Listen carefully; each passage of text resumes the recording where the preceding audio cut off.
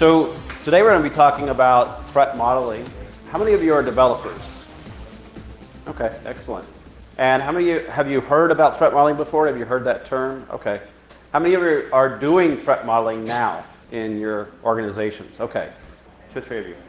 I hope that after today, after this presentation, it's going to be more. More of you are going to start to do this and start to put it into practice and think about it.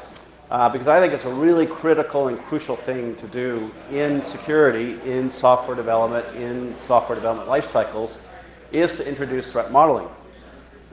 So as was mentioned, just a quick intro, in addition to what was already mentioned, I'm a software security architect, Microsoft MVP.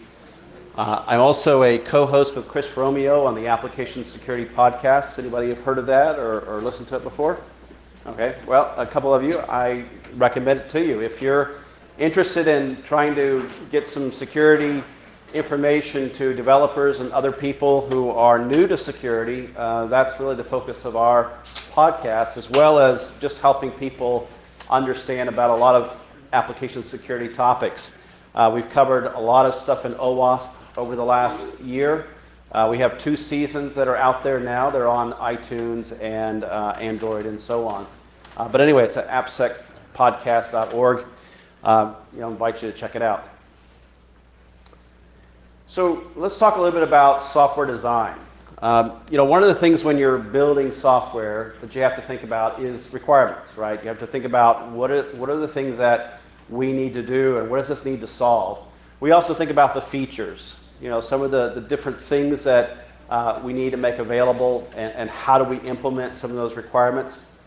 And ideally, one of our goals should be, I hope, build software that people will use. It doesn't make any sense to build something that people just discard or don't use because it's too difficult or it doesn't help them do their jobs, right? So we're thinking about those kinds of things when we're building software. When we're thinking about secure software design, guess what? We're thinking about very similar things. We're thinking about the secure requirements.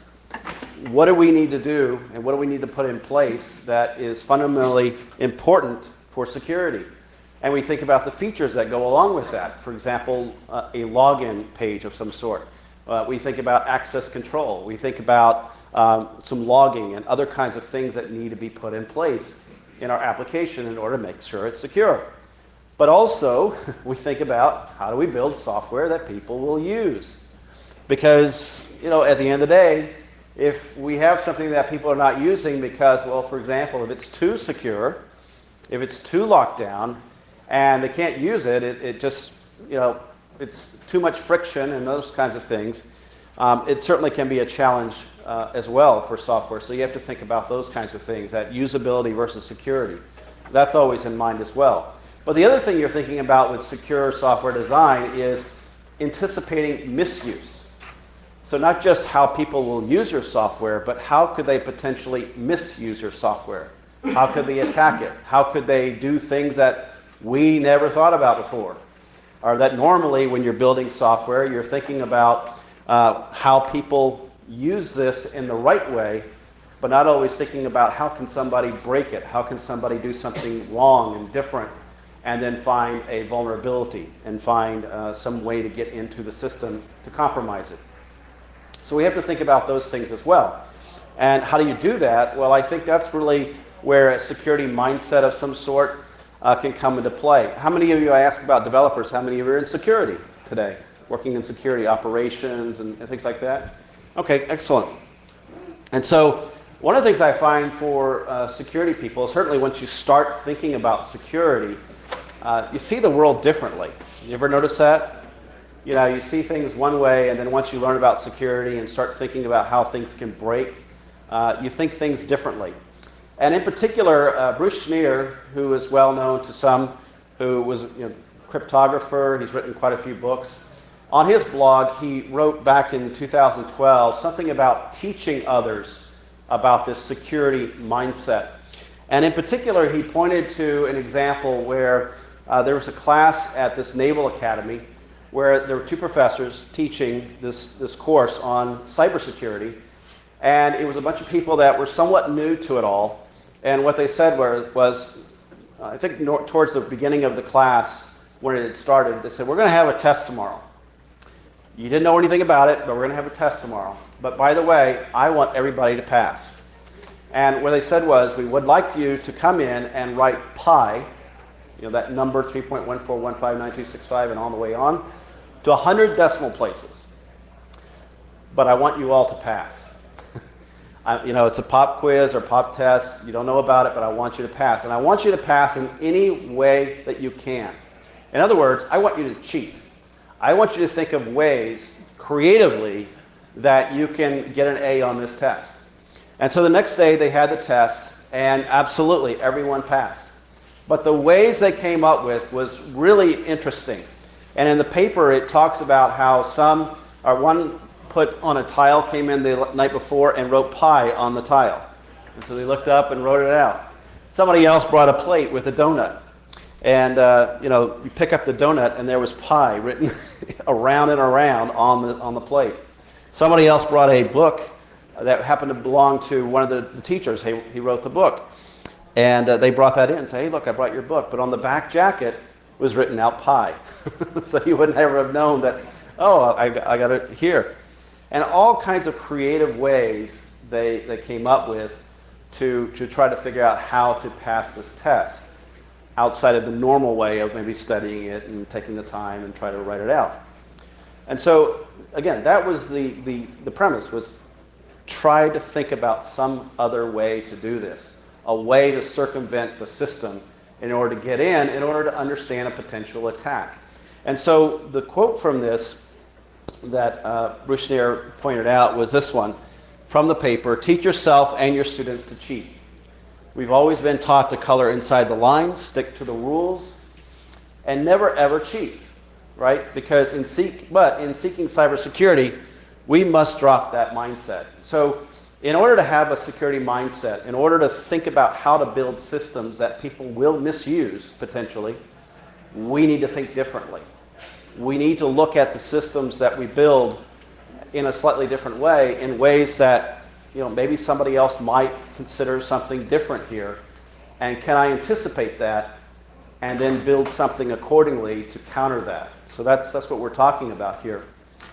This is from a tweet that Mikko Hyppinen has been retweeting these things from back in 2012. It's kind of a future tweet type of thing. And I saw this one recently where it mentions, it's just not fair when the attackers cheat. They really should be regulated to attack our defenses only the way we want them to attack. Anybody ever felt that?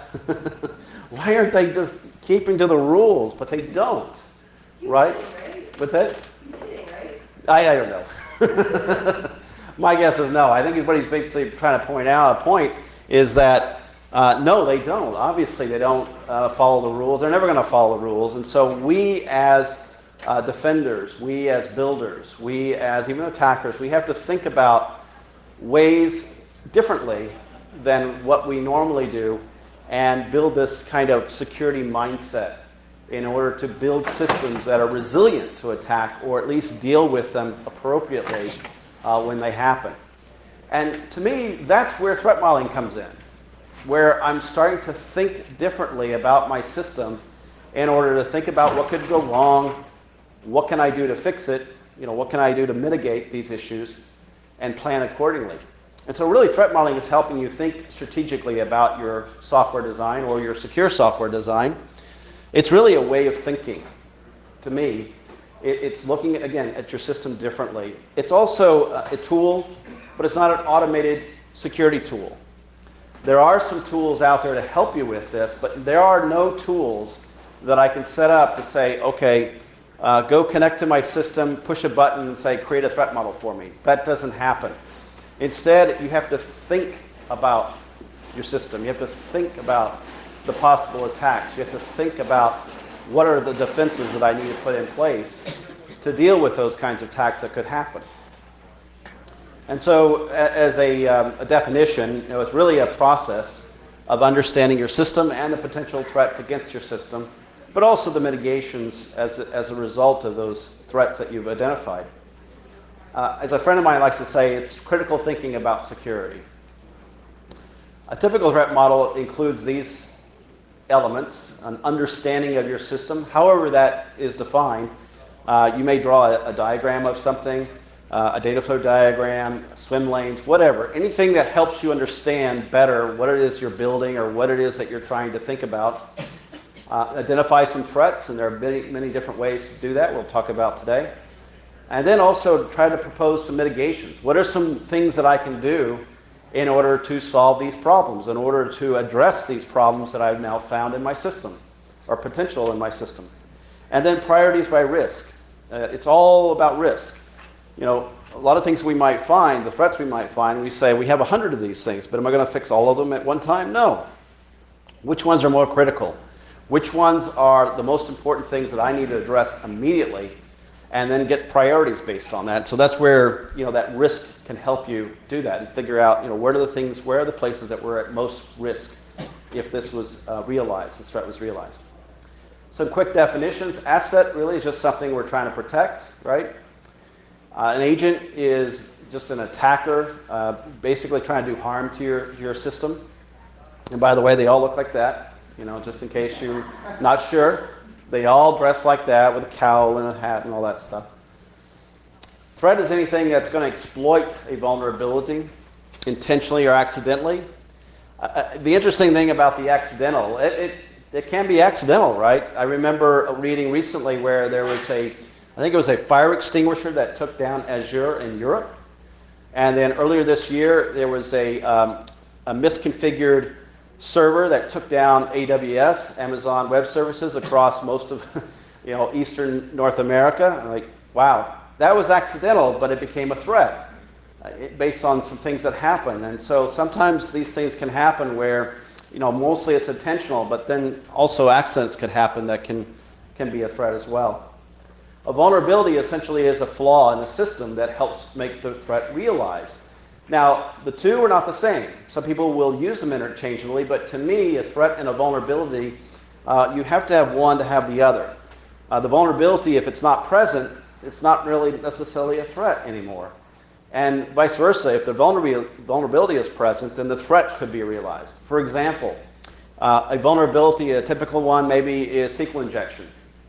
What is SQL injection? Well, that's the ability to be able to, let's say from a website, to be able to go connect all the way back to the database and make changes and get data and all those kinds of things. What's the threat there? The threat is that somebody could do that. They can actually go to your database, make changes, get data. If I'm able to mitigate the vulnerability, in other words, use parameterized queries, monitor that sort of thing, then I minimize the threat of somebody being able to get in that way to do harm to your database or change your database and things like that. So those two work together, but they're not the same. The vulnerability helps the threat be realized. And so when we're talking about threat modeling, typically we're trying to think about the threats that somebody could go into our database. We're not focused as much on the vulnerabilities. There's a lot of work done on vulnerability analysis. That's not what we're talking about. We're talking about from the bigger design, architecture, system design, what are the big picture threats that could happen within our system? Not the easiest thing to do, but that's what we're talking about primarily in threat modeling. And then risk is that potential for loss, damage, or destruction as a result of that threat. What do you think? The mouse has a chance here, maybe? An attack is just motivated and sufficiently skilled threat agents taking advantage of that vulnerability. And interestingly enough, there's motivations that vary, right? It could be a hacktivist, it could be a script kiddie, it could be a nation state attacker. And the skills can vary as well. There are places where, I don't know if you've heard about this, but in Ukraine and Russia and places like that, where they say certain attackers or companies practically that are set up that have 8-hour schedules just like us. They come in, they do their attacks, they build tools, and then they go home. And so they've noticed in terms of patterns of seeing the IP addresses that attack, they have 8-hour shifts just like us. They have project managers, they have release cycles, all the same stuff, which is really interesting. But that can vary, again, all the types of people that are out there that are attackers. And so a very interesting dynamic there going on. But again, it's all about somebody taking advantage of those vulnerabilities. And this is a vocabulary just to see how everything relates to each other, the threats, the attacks, the risk, the probability, and all those kinds of things. And my slides are going to be available, so you're welcome to take a look at this and use it as well and check this out. So when do you make this a priority? Or when do you make it or do this? It really should be the first thing you do when you're building a system, is do threat modeling. It comes to me as part of design and early on in your system. So what I say is let threat modeling uncover your new requirements. We talked about that at the very beginning. You know, what are the security requirements in my system? Well, threat modeling and thinking about the secure design of your system can help you determine what the requirements are that you have maybe missed. Ideally, that's where it comes into play, but really, in reality, what I see is that it often comes in after. You know, for example, I get called after a project's already been done, and they say, well, now we got it out there, we have some issues, can we do a threat model? Sure. But you'll find that if you're doing that after everything is done, you can potentially have missed some things. So just be aware of that. If you're doing an agile methodology, you can certainly make it a part of your sprint planning. So when you're doing your planning, you can think about user stories. You can also think about attacker stories. You can think about, you know, what's my threat model here? Or how is this impacted by this particular issue? What's the misuse of that? You can also set aside what I call periodic security sprints. So especially if you have a lot of stories, a lot of activity going on, you can set aside a time where, okay, let's take a step back and let's now think about the threat model of our system, or this particular product, or this particular service, or whatever. So you can do that as well. So there are different ways that you can integrate it in. If you're doing DevOps, I've had people come to me and say, well, we can't do threat modeling in DevOps, you know, we're moving too fast. And true, you are moving fast, but somewhere, someplace, you did some kind of design. You did think about what you were doing somewhere. And so I always say, still, even if you're not doing a full-blown threat modeling session, you could still be thinking about this stuff. And I think it's still worthy of you know, having training for these kinds of things to think about this and have that mindset, so that as you go through and you're building out some stuff, in that design part of this, you're still thinking about these things. And so that's how you can integrate it there as well into your design. Some very simple ways to get started, really. You can use a whiteboard just to draw a diagram of some sort. You know, you can record it using Visio or some other tool. You can use Word or Excel or some kind of spreadsheet or something just to record some of this stuff about that you're finding. I like this particular example from Dennis Cruz. He put this out on this site out here that he has a front and back, and I've done this when I've done workshops. I'll hand this out where you can draw your data flow diagram, you can record some threats and other kinds of things. And on the back, he has the vocabulary, he has the elements, so you know, you're familiar with Stride, he has that there as well. So it's just a way to, very simple, to help people understand the concepts and be able to use them in their own teams. Another thing I've done when I've done workshops and worked with clients is to put together this worksheet where basically we're just in a small room and we're talking with a team and we're diagramming what they're doing and asking good questions, and then we just start recording this stuff. So the threats and the countermeasures and an ID associated with that. And what I like to say is, you know, turn that ID into something that maybe relates back to a JIRA or some actionable item thing that you're tracking, bug tracking or whatever, is a great way to, as you do this process, is not just to think about this stuff, but how do we then turn it into actionable items? I find a threat, I determine a countermeasure, and then I determine what do I do next? How do I follow up and make sure that I connect the dots and complete the circle, if you will, that I not just found the threats, but now I know how to address it, and I'm tracking it and keep track of it. There are some tools out there, as I mentioned. Again, no tool is going to be available yet, if ever, that necessarily that lets you point to a system and say, build me a threat model.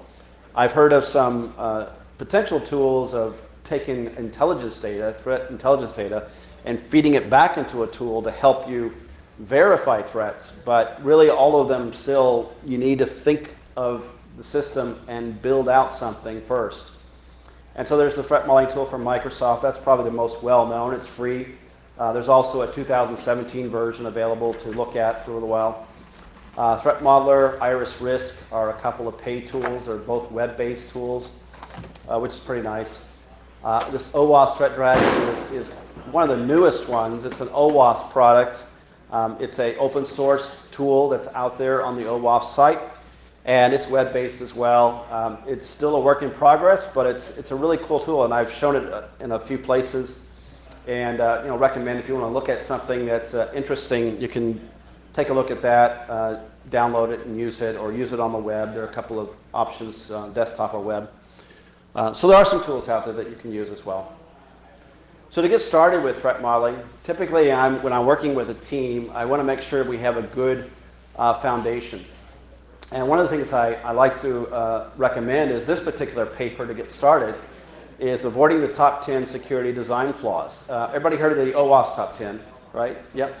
Well, in a same or similar vein, this is a top 10 of something. In this case, it's design flaws, because essentially that's what we're doing with threat modeling, is we're thinking about design flaws. And in this one, this paper, it really helps you think about the difference between a bug, which is an implementation level software problem, and a flaw, which is a deeper level problem. It's a design decision that you've made. That maybe is a mistake. For example, I see quite often when I'm working with teams that they're still using maybe SHA-1 or MD5 or something like that for their password hashing. And pen test is not going to find that. And a lot of other automated tools are not going to find that that's what you're still using. But if I ask the right question and say, what are you using for this method of hashing a password? And they say, well, it's MD5. It worked 10 years ago. It still works. It's like, okay, well, but that may not be the best thing right now, especially with data breaches and things like that. And a lot of rainbow tables with MD5 hashes out there and all kinds of potential issues. So that's a design decision. That was something that was a mistake that was made way back when. Now, you didn't know at the time. It was good. But now you need to update it. And so those are kinds of things that you can find as you work through this paper and also work through threat modeling and ask good questions. So this is essentially the process. And if you're familiar with Adam Shostak's book, I don't know if anybody have heard that or seen that, I did a book on threat modeling while he was at Microsoft. And his 4 things were, what are you building? What could go wrong? What are you going to do about it? And did we do a good job? Mine are very similar in terms of my 4 steps. Draw your picture, so it helps you understand the system you're building. Identify those threats through answers to questions, so some good questions and different tools for that. Determine your mitigations and your risks. And then finally, very much, I think probably one of the most important things is that follow through. So don't just do the exercise, but figure out how can you come back and tie all this together and into some actionable items. So to start with, drawing your picture. How many of you have seen something like this before? All right, what is it? Do you have an idea? No, it isn't. Actually, it's not a data flow diagram. It's something else. What is this? What kind of application is it, first of all? Do you have an idea? Web app. It's a web app, exactly. It's what's called usually a 3-tier architecture type of thing, right? You've got a browser, you've got a web server doing something, you've got a database server. Okay, great. I got 3 things going on here. What can I know from this about the security of the system? There's no firewall. No firewall. Very good. Not necessarily, yeah, because it says HTTP and, well, on the browser of the web server is HTTP or HTTPS. It's got HTTPS, we're good, right? Maybe. But yeah, between the web server and the database server is TCP/IP. I mean, yeah. Ultimately, you don't know a lot. You only know a few things, but I don't know what's happening internally to the web server. I don't know how things are communicating with each other. I don't know what's going on in terms of authentication and access control and all those kinds of things inside the web server. I really don't know. And so if a team gives you this, or this is their drawing, it's not enough to be able to know what's going on with the security of the system. And so an alternative, and there are many, many ways to do this, but one alternative is to draw what's called a data flow diagram, which helps you understand how data is moving between the components in the system, which then also can help you understand how are we securing that data as it moves through the system. And so that's kind of the purpose of this. And so in this case, an external entity could be a user, could be a browser. A process or multi-process represents different actions that might happen in your system. It could be components, it could be other kinds of things. The multi-process really just means here's something, but there's more things going on. It's more or less a black box of things. And if I want to drill in a little further, I'll see more things as we break it out and understand it better. Data store, a couple lines, could be a database, could be a file. Data flow is just some straight line with an arrow connecting something to something else. And then there's this idea of a trust boundary, or attack surface, as it's also called at times. And basically what that means, it's represented by this dashed line to indicate that on one side there may be no trust, and then on the other side there's trust. And so if you think about it, for example, let's say a third-party library or third-party service that you don't own, maybe there's a trust boundary of some sort. There's an issue about I don't trust this, so therefore I need to, in order to get over there, I need to access it in some way, authenticate, and so on. And even within your system, there may be places where the level of trust changes. And so the idea being is that there are some places where the trust needs to change in order to move through the system. And so how do you represent that? In terms of an attack surface, it also helps you to think about where am I most vulnerable in my system, where outside I need to authenticate to get inside, perhaps. So that's another way to help you think about these things. So to start off, we're talking about and thinking about the logical and component architecture of the system. You understand the communication flows. And so when you start drawing this stuff, essentially you're just saying, okay, let's start off with, this is what I call a level 0. And it's similar to the other thing we saw, the other drawing, but in this case, now I've identified some users. So let's say a user and an admin. I have a trust boundary of sorts. I have a server. But if you notice, I still don't know a lot about it, so I need to drill in a little further. And so maybe I'll go to what I call a level 1, where now I've broken this out a little bit more. I have a couple of users. I have the web app itself. I have some data files. I have some audit data. I have credentials. I have a couple of services, the authentication service and audit service. I have this management tool, and so on. And then I'll start enumerating these things. How do these things work together? What kind of data is being sent around? What does it represent? And by doing that, I'm starting to understand a little bit more about the potential threats that are going to come into play. Where do I need to put in some kind of access control? Where do I need to put in some authentication of some sort? And where does logging fit in all this too? So I started to think about that. And then I might identify the boundaries. I might identify where am I most vulnerable? Where are my potential attack surfaces?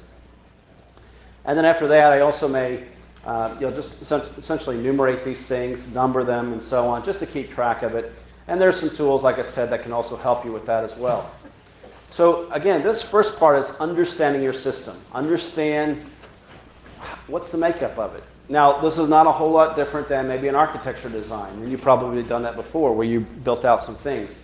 The one key difference about this one, though, than just a straight architecture design, is that we want to use whatever we build, whatever we draw, whatever we put out there. The ultimate goal is not just to understand, business rules or flow, but really understand how can this help us understand the security issues within our system. So that's the goal. Let us figure out the security issues. And so, again, the first part is diagramming and understanding the flows in your system. Now, identifying threats, most important part, but also most difficult part. And many ways to do this. One is to use attack trees. And Bruce Schneer, as I mentioned earlier, as a name, wrote a interesting paper back in 1999. It's still available out there on the web if you look for it. It's a paper on attack trees where he introduced the idea of a kind of a workflow, a decision tree. In this case, it was to get to a bank safe. How do I open a bank safe? Well, let's see, you can be a part of the team that puts in the safe, and then you know something about it. You can take the bank manager out for drinks and schmooze him, and maybe he'll tell you the combination to the safe. All kinds of interesting, funny ways of trying to get to the safe and what's really probable and possible and ridiculous.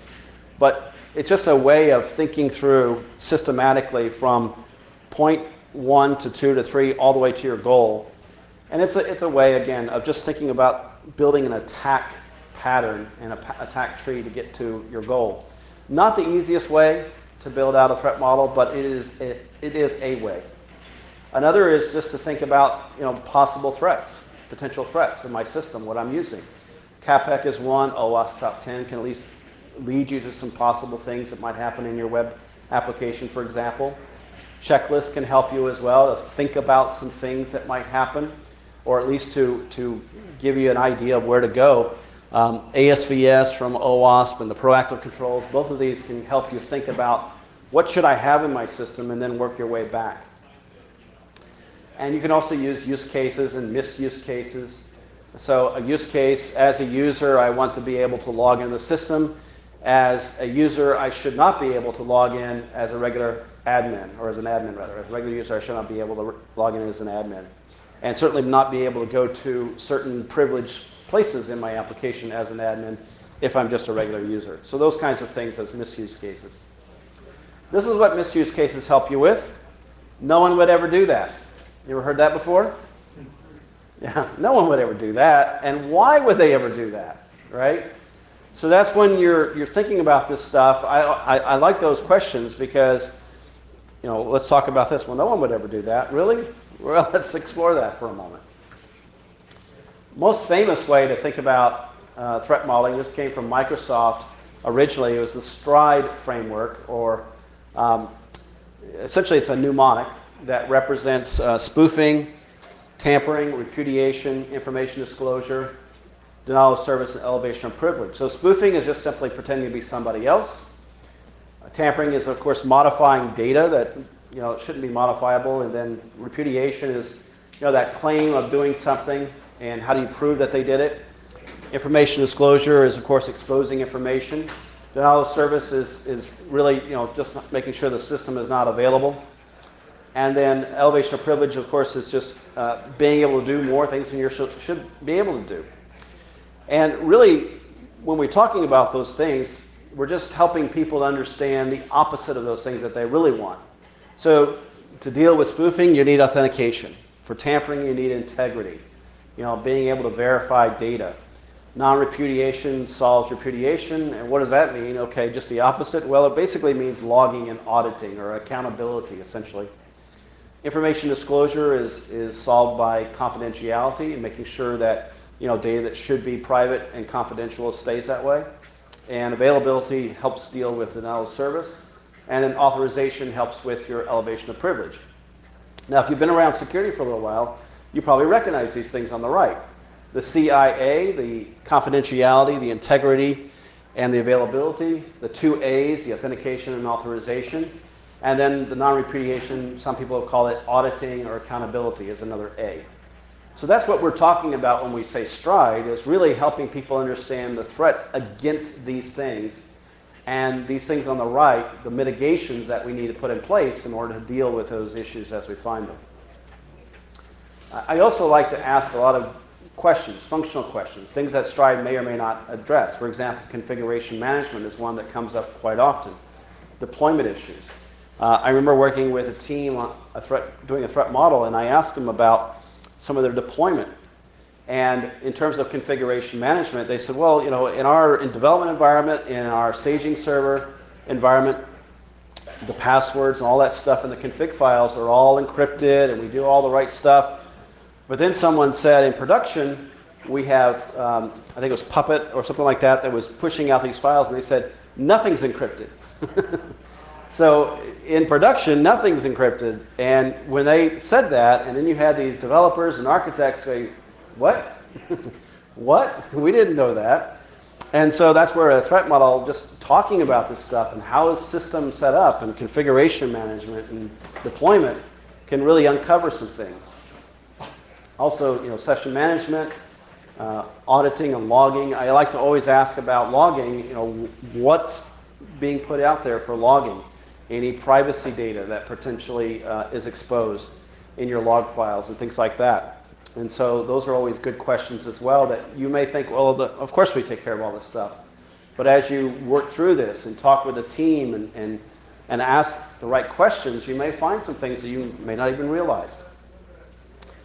You know, other questions you can ask, you know, who's interested in this application and the data, the actors, the goals or the assets that you need to protect, you know, what kind of attack methods they might use, and then also any attack surfaces that maybe were exposed we didn't know about. Other questions, you know, data in the open, you know, are we encrypting everything properly, those kinds of things. One of the best questions to ask, is there anything that keeps you up at night? And I like this question because ultimately what you'll find is that somebody will know something. It's a button that I hope nobody will ever touch. It's a test button. There's a test ID that we have in there that, you know, I hope nobody ever uses that one. I remember, again, working with a team where they said to me that, you know, we've got a web service testing tool that's actually out in production. We use it to test our services internally to make sure they're running. And we send different commands to it to make sure it's running. But it's not public. Nobody will ever find it. But it's there. And I'm like, what? I think you might want to look at that and really reconsider having this available on the public-facing site. I don't care if you don't have a link to it. It's there. And so that was something somebody said, yeah, that's what we worry about. Somebody's going to go find it and do all kinds of interesting things. And so that's a good question to ask, to find out, you know, where are some pain points that people know about, but they're not going to tell you necessarily until you ask this question. One example is this confused deputy problem. And I see this quite often in microservices these days, where you have a lot of services that are doing things, and potentially you have some that are lined up that the further and further you go in, they have certain privileges, privileged operations. And so A calls B, calls C, calls D. And so then the question becomes, well, if B calls C, what's to prevent somebody else calling B and C instead of A? And making B do something with C that maybe you shouldn't be doing. What are you doing to protect all of that? And so the idea behind this confused deputy problem, how many of you recognize this guy? Yeah. You remember him? How he would sometimes let somebody trick him into getting out of jail and him into the jail cell, you know, things like that. So the idea being is that here's a privileged operation, but tricked into doing it when he shouldn't be, simply because it's not protected, it's not open, it's not checking. And so, you know, that's solved by capabilities or claims, certain kinds of access control. But it's a problem, and a potential problem where I have all these things lined up and certainly have privileged operations, but I'm not checking who the caller is and what they can actually do or tell me to do, because I just assume everybody trusts everybody else. And so that's the confused deputy problem. And you can find that as you ask about these questions in a threat model. So go back to our configuration management, just a scenario. In this case, I've got the web application. Where do you think configuration typically would just reside in a situation like this? Yeah, for configuring the web server, where do you think it normally resides? On the web server, but where specifically?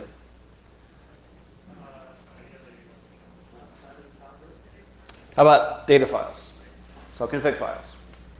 So on the web server, correct, and in data files, usually. And those files, interestingly enough, now we're really good about thinking about, oh, don't trust user input, right? Don't trust all this stuff. But the reality is all of it's input. Data files are input, databases are input. I mean, you can put a XSS vulnerability or XSS script, and if somebody's not watching it, you can store that all the way into the database and then read it back into your web page, right? And if you're not watching for it, you can actually store a script that can compromise your site, pull it back and run it, and now you've got XSS. So it's all input. It's all input. And the same thing with data files, like configuration files. So in terms of a threat model for this, we think about, okay, first of all, what are we doing? We have a web application that uses configuration files. What are some security principles? Well, we want to be reluctant to trust, and we're going to assume secrets are not safe. So some questions I might ask. How does this app use those configuration files? Is there any kind of implied trust that the password is okay, the different locations that maybe I have services that I'm connecting to, external services I'm connecting to, and other kinds of things? am I assuming that all of those are okay? Is there implied trust to it? And looking ahead, I might think about, well, what are some things I can deal with that in terms of a control or mitigation? Maybe I want to set permissions on those files. If somebody changes that file, I want to know it. You know, potentially somebody can change it. And then also maybe validate data input from those files. Use a fuzz testing tool, for example, to start putting other kinds of data into that configuration file and see how the system reacts to it.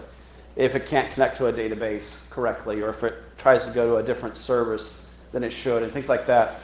So those are some interesting things in terms of a threat model for this to say, you know, could something happen? Is this a possibility?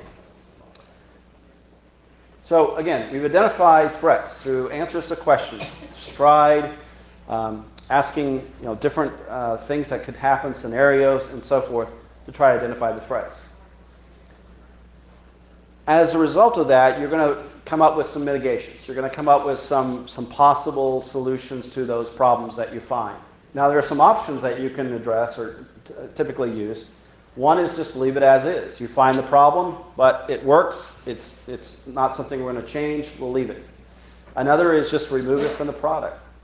You determine there's a broken thing. I remember there was a car company in Europe that had very similar to the Jeep Cherokee hack that happened. A little bit later, there was another car company that said, hey, people can get into the internet, into the car, and do things. And so what they did, they just turned it all off. They said, we're not going to deal with it right now. We're turning that feature off. It's gone. We're not even, forget it. We didn't think it through completely. We're just going to turn it off. And so you can remove it from the product.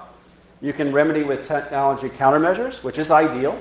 If you find that you have an authentication problem, put authentication in. If you have an access problem, access control problem, put that in, and so on. The other one, of course, is warn user, which I call pass the buck.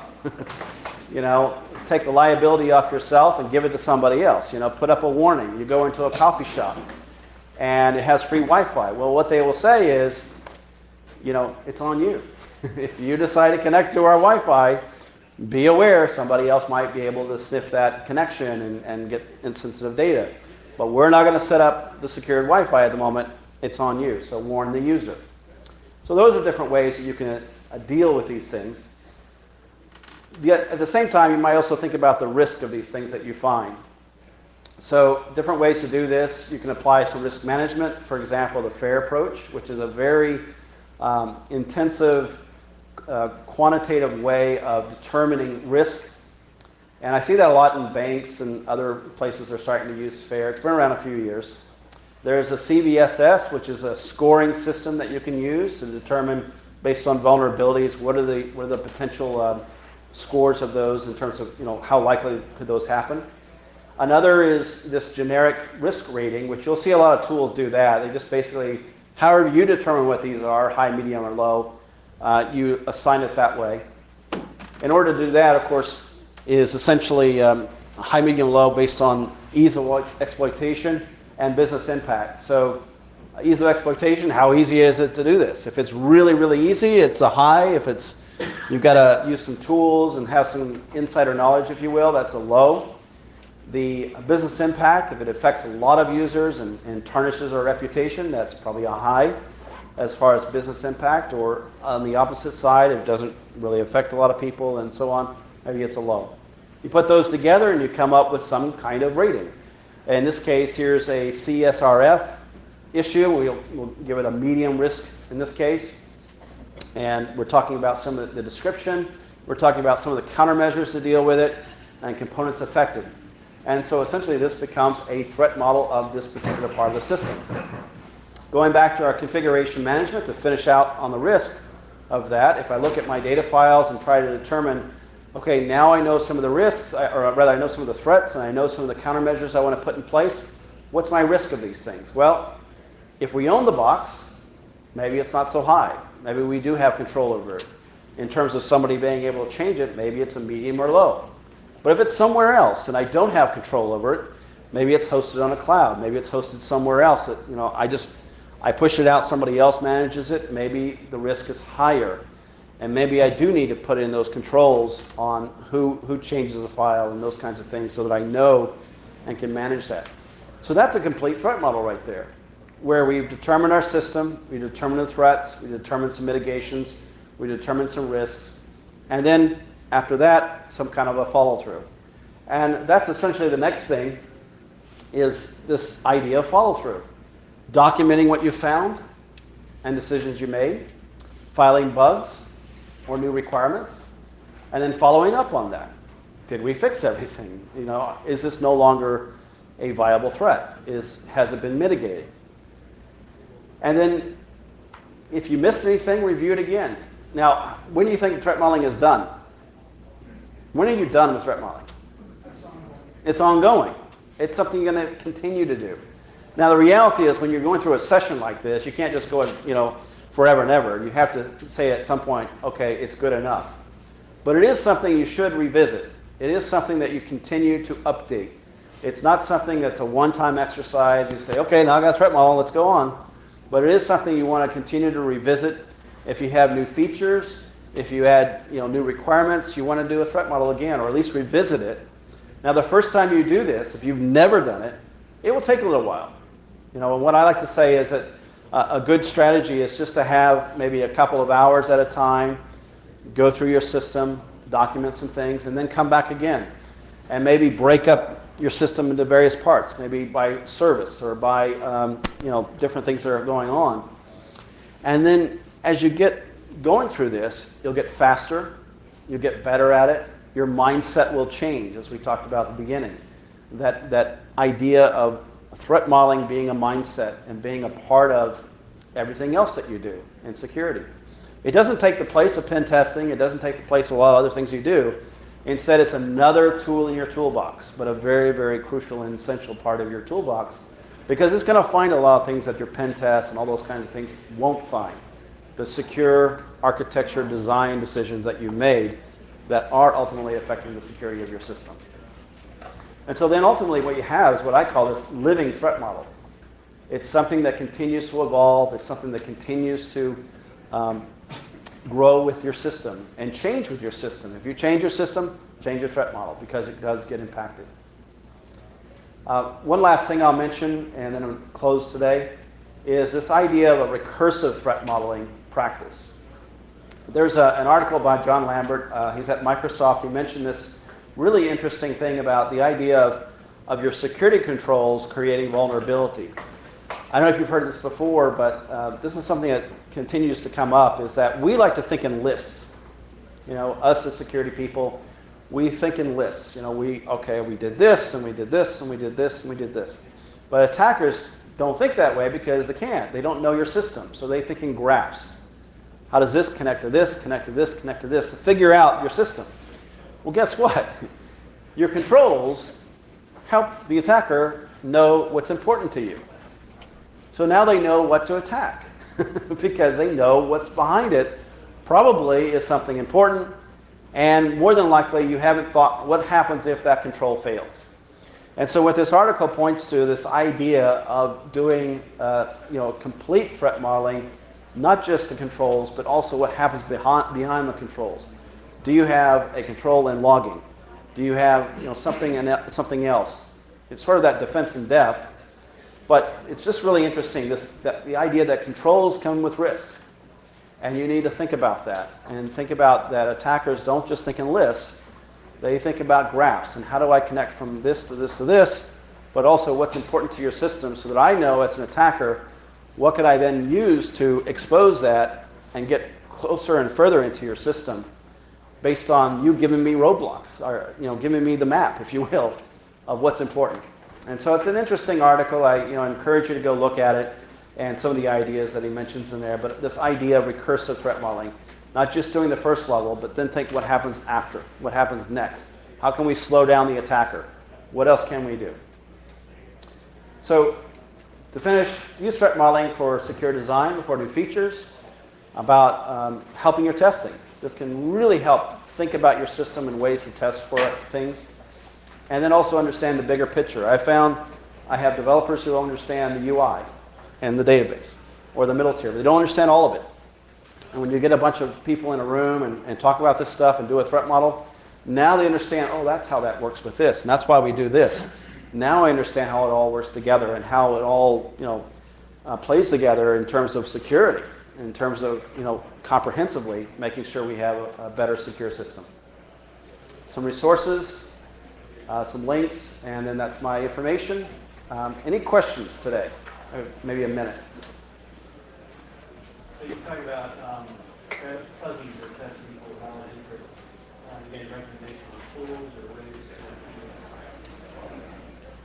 ways Specifically, in terms of those kinds of tools, I know there are some script tools that you can use that will change out data. So let's say, Python or whatever, you can write script tools that will do that. I know there's some other, like for websites, for proxy tools that can do that, can send a lot of data.